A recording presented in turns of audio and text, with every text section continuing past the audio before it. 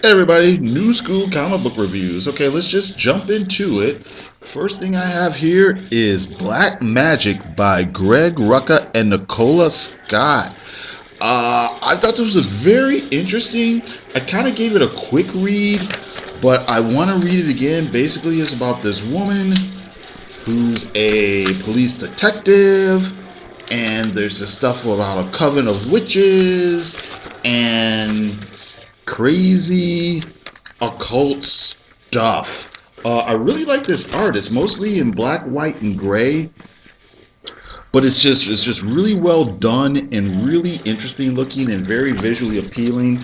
Like I said, I sort of kind of read through it briefly, but I think there's a lot of things I missed, and like I said, I just want to really read it and really drink it in and just really give it another read and really try to see if I can understand all the little nuances and stuff.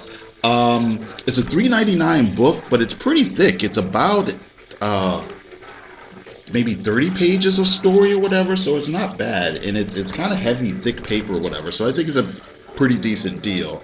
So okay, next Cyborg number 4 by David. Well, I should show you the cover by David Walker.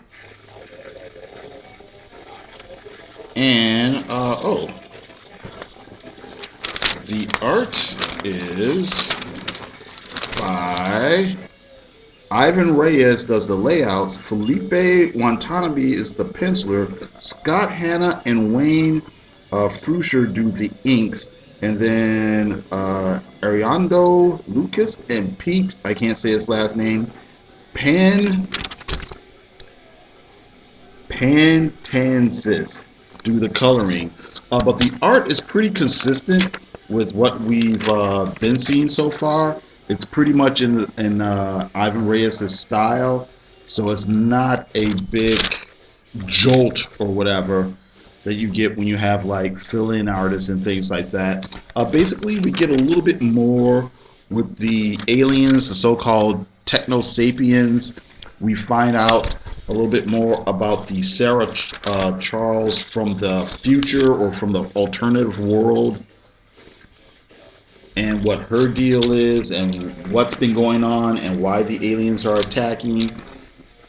She gives a little bit about the history of Vic's dad from where she comes from. There's a little interesting thing with the regular Sarah Charles about how she may or may not have feelings for Vic. Well, actually, it's pretty obvious that she does have feelings for our Vic. So, and of course, the Metal Men guest star as well. I thought it was okay. It wasn't great or anything, but it was kind of, it was all right. It was okay. You got some decent action scenes. You get some exposition. I like, Vic taking center stage. I like the bit that they imply that he can possibly have a love life. It shouldn't be a weird thing, but sometimes you go online and when people knock this character, they say stuff like, "Well, he doesn't have a penis and this, that, and the other thing," and I don't know. You know what I mean? I grew up back in the '80s, and Vic had girlfriends then. I don't know. I don't know. There's all kinds of weird stuff attached to this character about how he's a demasculated minority character and stuff like that. I never saw that. I don't know. That's maybe a subject for another video. But like I said, it wasn't great, but I thought it was okay. It was decent. Ms. Marvel 19. This came out a little while ago, but I finally got around to reading it. I liked it. It's basically, last days of Ms. Marvel. So this kind of ties into the whole thing with Secret Worlds or Secret War and Battle World and stuff like that. Basically, in this issue, Comic Con's mom tells her that, yeah, I kind of figured out that you're Ms. Marvel, and she's like, you were sneaking out and stuff. I was really afraid that you were on drugs or you're hanging out with bad people.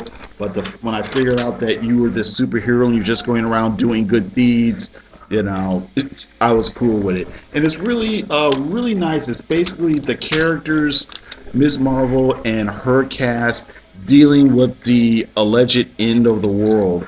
Um, there's this interesting stuff with Bruno, the kind of maybe sort of almost boyfriend that I really liked.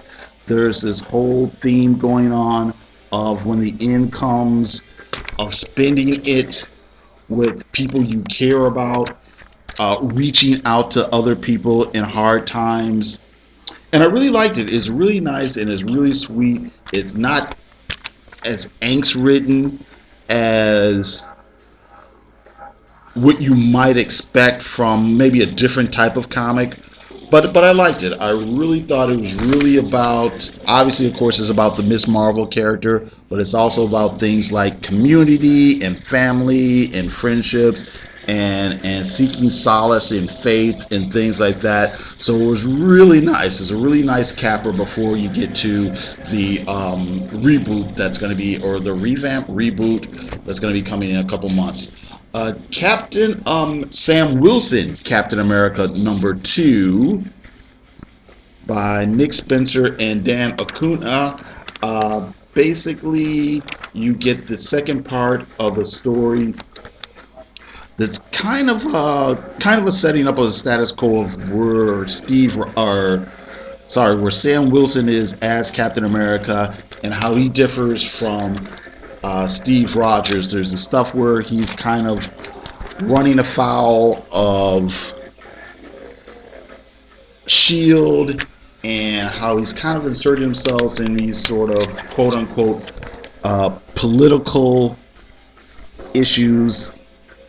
But I thought it was handled very well. You have this whole thing with a guy a hacker who may or may not be exposing information and things like that, which is kind of interesting because I want to say there was a Secret Avengers story from a couple of years ago by Nick Spencer, dealing with hackers and WikiLeaks and stuff like that. But anyway, this issue was pretty good. I thought it was pretty solid. Like I said, it's kind of a second part of a two-part setup story with basically explaining how Sam goes about being Captain America, and it's really interesting. You know, you've got the whole Steve Sam rift, but you dealt with it in a way that's a little bit more plausible, a little bit more realistic, and a little bit more mature than you get in some comics where heroes have a disagreement. You know, you don't have some stupid slugfest over a minor misunderstanding or whatever. You feel like it feels plausible that if these characters were real, this is kind of how adults would kind of, deal with a difference of opinion. So I pretty much liked it. Of course, we all know Sam's coming back, or not Sam, Steve's probably coming back middle of next year or whatever. So, but I like the fact that Nick Spencer's using that time to tell, a well-written story as opposed to just doing, filler. Other things I got this week, I got Fight Club #6. I got Prez #2. Fight Club. I forgot I should have showed you this. This back cover cracks me up. It's kind of a parody of those old Harvey comics with like Casper and Spooky and Wendy and stuff like that. So it made me laugh. But anyway, Prez #2, Prez #3. I haven't read these yet. #4 is on the stands. And I didn't do a video last week, so here's some of the comics I got last week. Got Astro City 28. This was the first issue that was disappointing to me, and it's mostly because of the art. It's not bad or whatever, but I'm used to a certain style when I pick up Astro City, and it just didn't work for me. And the comic itself, the story itself, while okay, didn't lift it to that next level. You know what I mean? So this was actually the first issue of Astro City that I've read. Got Shield #1.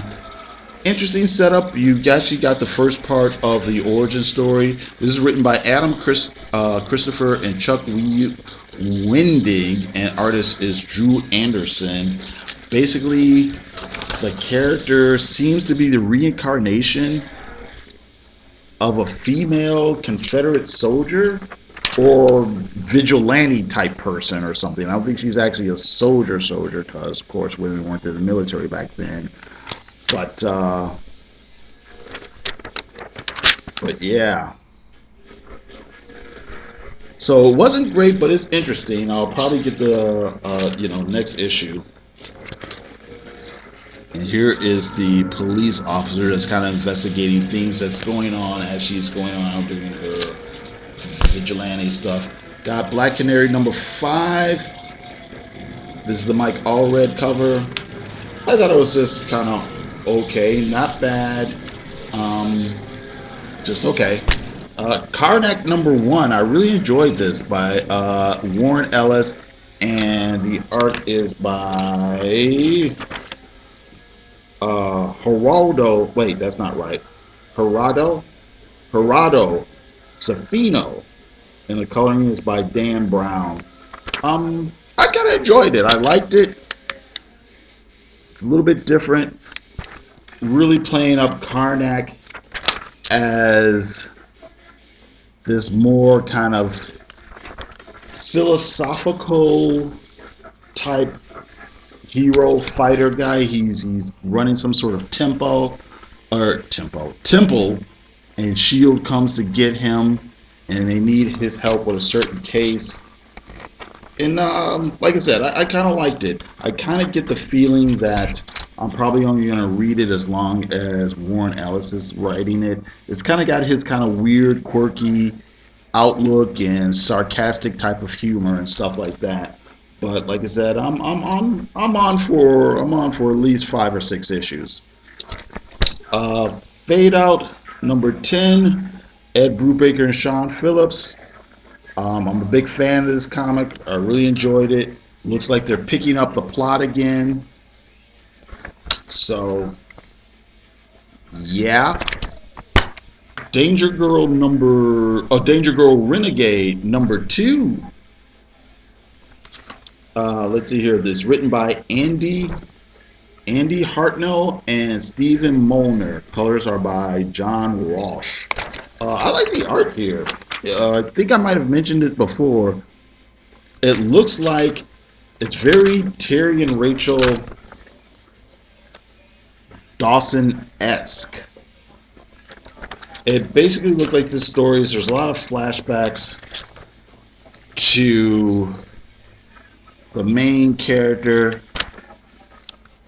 trying to find her dad while she's working on various cases and stuff like that. There's flashbacks to earlier cases.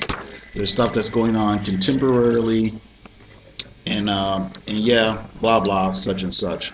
Like I said, it's just fun and lighthearted. And oh, this is funny. Fear and Loathing in Las Vegas. Huh? I've read the book, and I've also seen the movie with Johnny Depp and Benicio del Toro.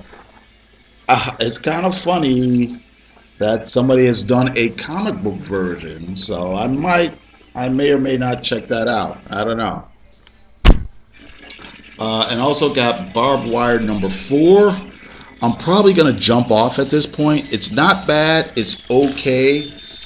But it's just okay. It's written by Chris Warner, and pencils are by Patrick Olive, and inks are by Tom Noonan, and the colors are Gabe, I can't say his name, Elte. So it's not a bad comic book. It's just kind of okay. It just didn't really grab me the way I wanted to be grabbed. So this is an okay point, I think, as far as jumping off. I do kind of like they show the preview of the next cover. I actually really like that. It's another Adam Hughes cover. I just think it's funny. I might actually buy the next one just because I like this cover so much. Okay, so anyway, that's it. I got to thank you very much for listening, and you have a great day.